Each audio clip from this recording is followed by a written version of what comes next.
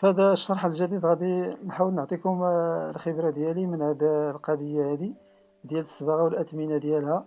والحالة فاش كتكون الدار في الديبار غالبا كتكون الدار في واحد الحالة يرثى لها، ومع ذلك الكليان غالبا كيحاول ما أمكن يدير المشاكل مع الصباغ ملي كيجيبو.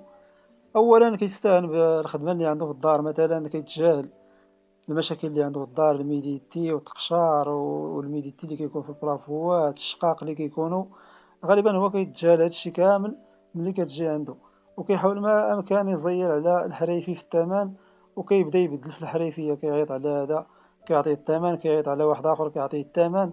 ملي كتجي عنده كيقول لك راه فلان طلب ليا قد والقد، علاش انت غادي تطلع الثمن؟ شنو غدير ليا؟ واش انت احسن منه؟ المهم كتوليو في واحد المشكل.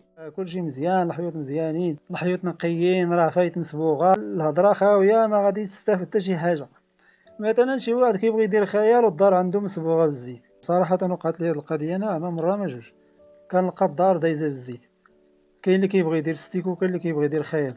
خاصك بزاف ديال التماره باش ترجعها غير عاديه، حيت صباغه الزيت راه كتقتل الحيط، كتقتلو حتى حاجه ما كتلصق فيها مازال. هذه هي المشكله اللي كتوقع. غالبا الناس كتكون عندهم الدار في واحد الحاله، كيقول لك انا باغي ندير شي صباغه اخرى، وملي كتطلب ليه مثلا شي ثمن كيبدا يتشكى. على ذكر هذا الشكاوي ديال الكليان، دابا غادي ندوز للاثمنه. الاثمنه ديال الصباغه كاينين الحريفيه ملي كتمشي عندهم مثلا كيقول لك علي الثمن.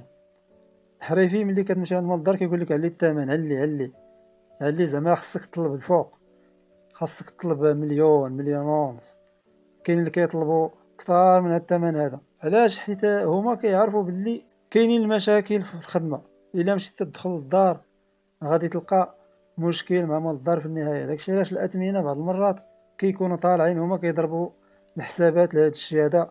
دوك المشاكل اللي تقدر توقع، مثلا غادي تعطل في الخدمه الا كانت فيها صباغه ديال الزيت. غالبا الا كانت فيها صباغه ديال الزيت غادي تعطل مزيان، حيت بحال غادي تصبغ الدار اول مره. كاين بزاف ديال المشاكل كيوقعوا في هاد القضيه هادي. غادي يطلب لك واحد الثمن طالع شي شويه، كاين اللي غيطلب لك 10,000 الا كانت البارتما ديال 70 ولا 80، كاين اللي غيطلب لك كثر.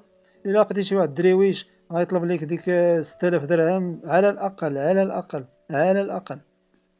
ما كاينش قل من هاد الثمن هذا الا كانت الدار ديال 70 متر ولا 80 دايزه بالزيت وبغيتي ترد ستيكو ولا خيال. كون موجد بلي غادي تدفع فلوس كثيره في السلعه وفي اليد العامله.